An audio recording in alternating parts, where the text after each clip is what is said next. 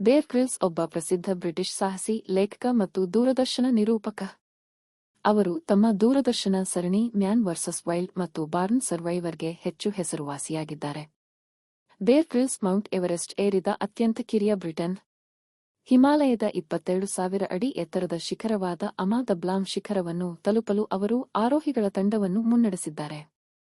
ಅವರು ಗಟ್ಟಿಯಾದ ಗಾಳಿ ತುಂಬಬಹುದಾದ ದೋಣಿಯಲ್ಲಿ ಉತ್ತರ ಅಟ್ಲಾಂಟಿಕ್ ಸಾಗರದಾದ್ಯಂತ ದಾಖಲೆ ಮುರಿಯುವ ದಂಡಯಾತ್ರೆ ಸೇರಿದಂತೆ ಅನೇಕ ಇತರ ಸಾಹಸಗಳನ್ನು ಪೂರ್ಣಗೊಳಿಸಿದ್ದಾರೆ.